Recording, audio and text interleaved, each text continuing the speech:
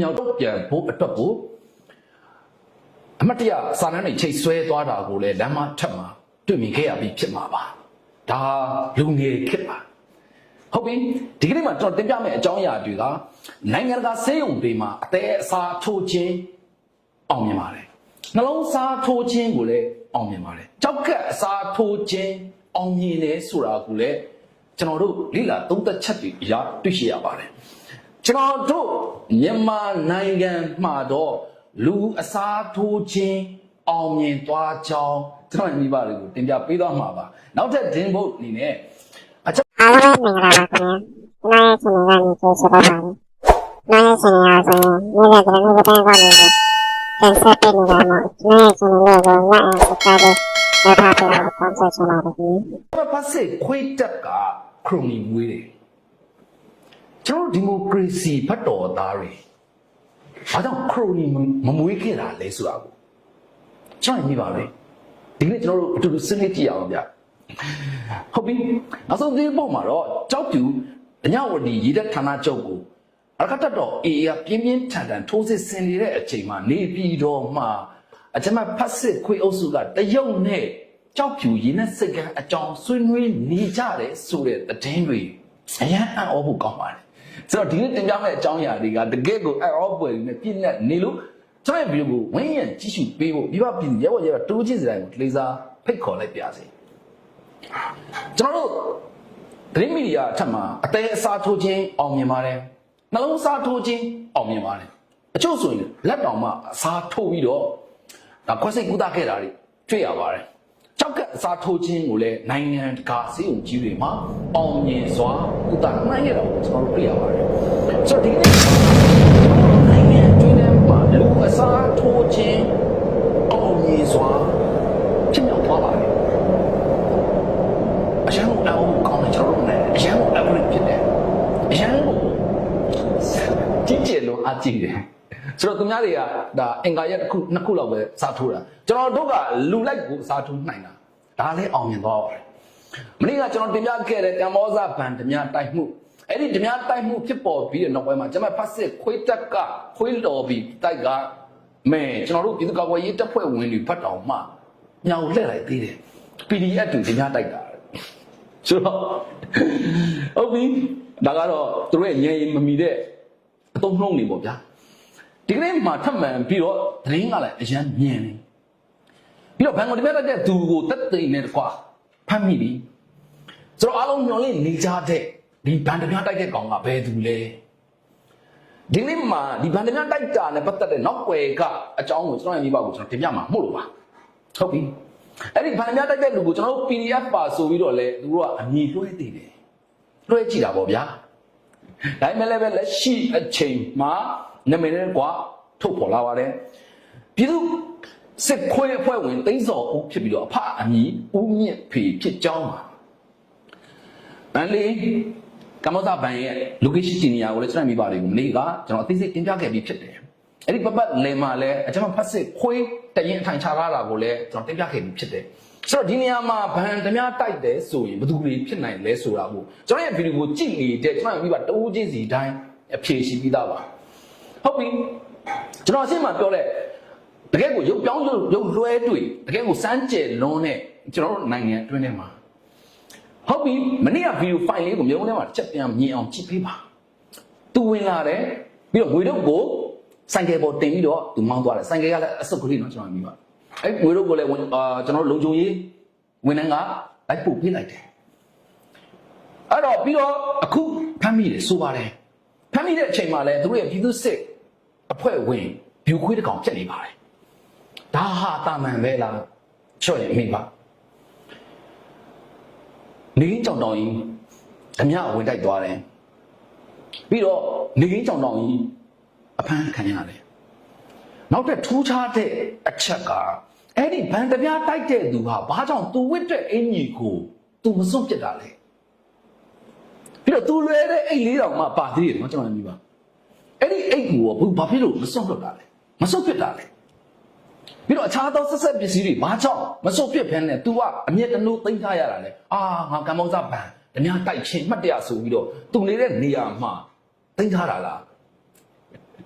ဒီကစမ်းကြတယ်နော်ကျွန်တော်ရဲ့မိဘကျွန်တော်ရဲ့ညီကိုမောင်မပေါင်းလို့ဆိုတော့တာမန်ကလေးတယောက်တောင်မှတကယ်လို့ဗန်မြတ်တတ်တိုက်မယ်ဆိုရင် तू ဝစ်စင်ခဲ့တဲ့အရာတွေအကုန်လုံးကိုပြောင်းလဲပြစ်မှာအမှန်ပါပဲညီမငွေ3500ရခဲ့တာကျွန်တော်ရဲ့မိဘဒီအင်ကြီးကိုနှမျောစရာလို့လားဒီအိတ်အစုပ်ကိုကျွန်တော်တို့နှမျောစရာလို့လား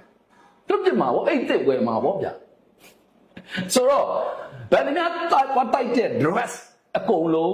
तू ကအမတ်တရားသိထားပါတယ်ဟုတ်ပြီဒါကအချက်နောက်တဲ့အဓိကအချက်နောက်ွယ်ရအကြောင်းကိုကျွန်တော်မိဘတွေကိုကျွန်တော်စဉ်းစားသုံးသပ်ဖို့တင်ပြမှာပါလက်ရှိအချိန်မှာလုံခြုံရေးခံနီအမည်တက်ပြီးတော့လက်နက်ကင်ဆောင်ခွင့်ဥပဒေထုတ်ပြန်ထားတဲ့အကြံဖတ်စစ်တပ်အခုလက်လုံတနက်လေးနဲ့ဝင်ပြီးတော့ဗန်ဒမြတိုက်တာကိုလွယ်လွယ်ကူကူခွင့်ပြုပြီးတော့လွယ်လွယ်ကူကူပြန်ဖမ်းမိတယ်ဆိုတော့သူတို့တွေဖြစ်ချင်တာကသူတို့ရဲ့ခရိုနီအတိုင်းဝိုင်းတွေလုပ်ငန်းတွေကိုလက်နက်ကင်ဆောင်ပြီးတော့လုံခြုံရေးရယူခွင့်အတွက်အဲ့ဒီဥပဒေနဲ့အတူအရန်ကိုယူရှင်းလို့အားကြည့်တယ်ငစနူကောင်းနေအရက်ကလည်း၄ပေရှစ်ပင်မီတော့မီကောင်းအုံနောက်ကလည်းမမီညံတာလည်းမမီအရက်ပါမမီတဲ့ကောင်ကကျွန်တော်တို့ပြည်သူကိုလှည့်စားခြင်းတယ်ဘန်ကိုပြတိုက်တယ်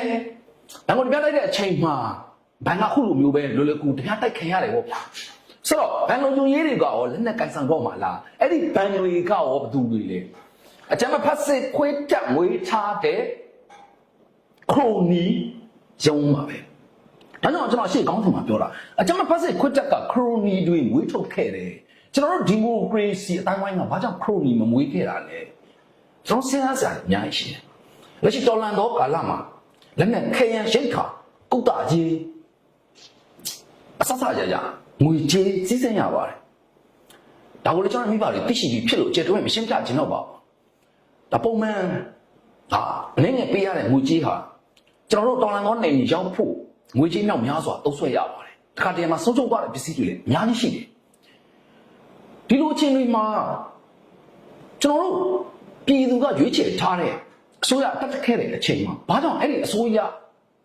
ကိုချုပ်တဲ့သူတွေဟာခရိုနီမမွေးခဲ့တာလဲလို့ကျွန်တော်ပြန်လဲသုံးသပ်မိတယ်သူတို့ကအဲ့ဒီအချိန်ကခရိုနီမွေးခဲ့မယ်ဆိုရင်ဘယ်လိုအာဏာသိမ်းမယ်ဆိုလဲကျွန်တော်တို့ကအဆက်နေအများကြီးရှိနေမှာတော်လှန်ရေးခရိုနီเนาะကျွန်တော်မြင်ပါဒါရေးကြည့်တယ်ကျွန်တော်မြင်ပါဒါရေးကြည့်တယ်လက်ရှိအချိန်မှာကျွန်တော်တို့ကြည့်ကျွန်တော်နိုင်ငံတွင်းထဲမှာရှိတဲ့ခရိုနီအကုန်လုံးကအကြမ်းဖက်ဖက်စစ်ခွေးတက်ကနေပြီးတော့ရက်ကန်ပြီးတော့ထောက်ခံနေတယ်မထောက်ခံလို့လည်းမရဘူးဘာလို့ဆိုတော့သူတို့ကိုနိုင်အကြမ်းဖက်စစ်ခွေးနဲ့စီးပွားဖက်လုပ်ပြီးတော့မှချမ်းသာခဲ့သူတွေကြီးပဲဥစော်တော်ပါသေးတယ်ဒီလိုချင်းတွေမှာလက်ရှိအကြမ်းဖက်စစ်ခွေးတက်ကိုဘာရပြန်ကြားရပြန်မင်းပါကောင်လဲငါပါကောင်လဲဂျင်မောင်တန်းပြီးတော့မင်းနေတဲ့သူတွေဟာကျွန်တော်တို့အခြေခံလူဒန်းစားပြည်သူလူထုတစ်ရက်လုံးဖြစ်နေပါတယ်ဒါကိုကျွန်တော်တို့တစ်ချိန်မှပြန်လည်ပြီးတော့စဉ်းစားသုံးသပ်ဖို့လိုတယ်ကျွန်တော်တော်လန်ရေးမှာကိုခရိုနီမလိုဘူးလားကျွန်တော်တို့ Federal ပြန်လည်တည်ဆောက်တဲ့အချိန်မှာကျွန်တော်တို့ Federal Democracy အောက်မှာကျွန်တော်တို့ရဲ့ဘတ်တော်သားတွေရောအဲ့လိုမျိုးချမ်းသာတဲ့သူတွေရှိနေဖို့မလိုဘူးလားကျွန်တော်မြင်ပါဒါကြောင့်ကျွန်တော်တို့ရဲဘော်ညီကိုတွေကိုကူညီဝေးရန်ခဲ့သူမိဘပြည်သူတအိုးချင်းစီတိုင်းကိုကျွန်တော်နှလုံးသားမှာတန်မိုးဆွဲစွာရိုက်ရက်ထားတယ်2021တည်းကဒီနေ့အချိန်ထိမငြင်းမညူပဲနဲ့တောင်းစရာတော့မလိုပဲဝင်းကူညီနေတဲ့ကျွန်တော်တို့မိဘတွေအများကြီးရှိတယ်ဒီအာဏာရှင်အုပ်စုကိုငါတို့လူငယ်တွေအမြင့်ပြချေမုန်းနေတဲ့အချိန်မှာငါတို့ရဲ့ငါတို့ရဲ့ဝင်းကူညီမှုဘလောက်ထိအရေးပါလဲဆိုတာကိုသူတို့တွေသိထားတယ်ဒါကြောင့်ကျွန်တော်ပြောတာကျွန်တော်တို့တော်လန်တော့ဘတ်မောင်ခရိုနီမလို့ဘူးလားဒါကကျွန်တော်တို့ပြန်ပြီးတော့စဉ်းစားရမယ်ပြန်ပြီးတော့သုံးသပ်ရမယ်အချက်လေးတွေပါဟုတ်ပြီနောက်တက်အံ့ဩစရာတစ်ခုရှိပါသေးတယ်အဲ့ဒါကတော့ကြောက်ဖြူညဝတီရေးတဲ့ဌာနချုပ်ကိုအကြမ်းဖက်စစ်ခွေးတက်ကတဲတန်ခုခံနေပြီးတော့ကျွန်တော်တို့အာရခတက်တော်အေးပြင်းထန်တဲ့ထိုးစစ်တွေကိုမြန်မာနာလုံနေတဲ့အချိန်မှာနေပြီးတော့မှအကြမ်းဖက်ခေါင်းဆောင်တွေနဲ့တရုံနဲ့ဆွေးနွေးနေတယ်ဆိုတော့အော်ဖို့မကောင်းဘူးလားဗျ ကြောက်ဖြူအထူးစီးပွားရေးစုံအတွက်ပြီးတော့ကြောက်ဖြူရေနဲ့စိတ်ကန်းအတွက်လက်ရှိချိန်မှာအရကတက်တော် AA ကမြို့နယ်ပေါင်း14မြို့နယ်ဒီတိုက်ခိုက်သိမ်းပိုက်ပြီးတော့အကြမ်းဖက်စစ်ခွေးအုပ်ချုပ်နိုင်တာက3ခုပဲရှိတယ်စစ်တွေဝင်ရပိတ်ဆို့ထားတယ်အခုကြောက်ဖြူထိုးစစ်ဆင်းနေတယ်ဆိုတော့ဒီချင်းတွေမှာနေပြည်တော်မှာတရုတ်နဲ့ကြောက်ဖြူအထူးစီးပွားရေးစုံအတွက်ဆွေးနွေးနေကြတယ်တိုင်ပင်နေကြတယ်ပြီးတော့ကြောက်ဖြူရေနံစိတ်ကံအပေါင်းထဲဖို့အစိုးတက်ဖို့အတွက်သူတို့တွေဆွေးနွေးနေကြတယ်ဆိုတော့အော်ဖို့မကောင်းဘူးလားကျွန်တော်မြင်ပါအကတက်တော်အရေးကျွမ်းကျင်လေ့လာသူတွေကတော့အချိန်မှအကတက်တော်AAနဲ့တရုတ်ဆွေးနွေးညှိနှိုင်းရပါလိမ့်မယ်လို့သူတို့သုံးသပ်ချက်တွေထွက်ပေါ်လာပါတယ်။ဘာဖြစ်လို့လဲအကတက်တော်ရဲ့နောက်မှာကနေသက်စီးမှာတရုတ်ရှိနေတာမဟုတ်ဘူးလေတရုတ်ရှိနေတဲ့နေသက်စီးမှာကျွန်တော်တို့ထိန်းသိမ်းစောင့်ရှောက်ထိန်းသိမ်းရတဲ့ပုံစံလေးတွေရှိတယ်ဒါအမှန်တရားပါကျွန်တော်တို့ဒါ MNDAA အစစ်စင်ရေးတွေမှာတရုတ်ရဲ့ပါဝင်ပတ်သက်မှုတွေအများပြောက်ကျွန်တော်တွေ့မြင်ခဲ့ပြီးဖြစ်မယ်ပြီးတော့ KNU နေမြေမှာထိုင်းရဲ့အခြေအနေတွေကိုလည်းကျွန်တော်တို့အမျိုးမျိုးသုံးသပ်ပြီးတော့အရှိကိုတွားရတဲ့ပုံစံတွေလည်းရှိတယ်ဆိုတော့ဒါကပုံစံတစ်ခုမှကျွန်တော်ရဲ့မိဘတွေကိုဥပမာအနေနဲ့တပြနေတာပါဒီအချိန်မှာအရကတက်တော် AA ရဲ့နောက်ကျောမှာတရုတ်ရှိမနေဘူးလေတရုတ်နေသက်စီးမှာမဟုတ်တာဒါဆိုရင်တော့အရကတက်တော် AA ကတော့သူတို့ပြက်ပြက်သားသားဆောင်ရွက်မှာပဲတရုတ်အနေနဲ့အရကတက်တော် AA ကိုဘလို့ဖိအားမျိုးတွေပေးမှာလဲပြီးတော့ကြောက်ဖြူရင်နဲ့စိတ်ကန်းကိုအကောင့်ထဲဖို့ပြီးနောက်နိုင်ဖို့အတွက်သူတို့ရဲ့လက်နက်ကင်လုံခြုံရေးတပ်ဖွဲ့တွေနဲ့ကာကွယ်နိုင်လားဆိုတာကိုကျွန်တော်တို့စောင့်ကြည့်ဖို့ကောင်းပါတယ်ဟုတ်ပြီဒီနေ့မှာကျွန်တော်တင်ပြခဲ့တဲ့အကြောင်းအရာတွေကကျွန်တော်ရဲ့မိဘပြည်သူရဲဘော်ရဲဘက်ညီကိုလုံးနဲ့ဓမ္မဖတ်တော်သားတွေအားလုံးစဉ်းစားကြတဲ့အချက်တွေအများကြီးပါပါတယ်တရုတ်ကကျွန်တော်တို့နိုင်ငံရဲ့ပြည်တွင်းအရေးကိုပေါ်ပေါ်ထင်ထင်ဝင်ရောက်စွတ်ဖက်နေစေဖြစ်တယ်လို့ကျွန်တော်တို့နိုင်ငံတွင်းထဲမှာရှိနေတဲ့ဥပဒေမျိုးစုံကိုပုံစံမျိုးစုံနဲ့ထုတ်ဖို့အတွက်ညီမျိုးစုံနဲ့မှုခင်းတွေပုံဖော်တယ်ညီမျိုးစုံနဲ့အရှိမဓမြတိုက်တယ်ပြီးတော့ပြန်ဖမ်းခံတယ်ကျောက်ဓာတ်တွေဟာတိုက်ဆိုင်မှုမဟုတ်ဘူးလို့တော့ကျွန်တော်မိဘတွေလည်းထင်မြင်မိမှာပါဒါကြောင့်ကျွန်တော်သားတွေရဲ့စင်ကြီးပုံစံဟာအားလုံးပူးပေါင်းပြီးတော့ဆောင်ရွက်နေတဲ့စည်ရေးပုံစံဖြစ်ပါတယ်အဲ့ဒီစည်ရေးပုံစံရဲ့အရေးကြီးဆုံးသောအဆုံးဖြတ်ကျွန်တော်တို့မိဘပြည်သူတွေသာဖြစ်ပါတယ်ဘယ်တော့မှမလွဲမှားတဲ့အရာပါပြည်သူလူထု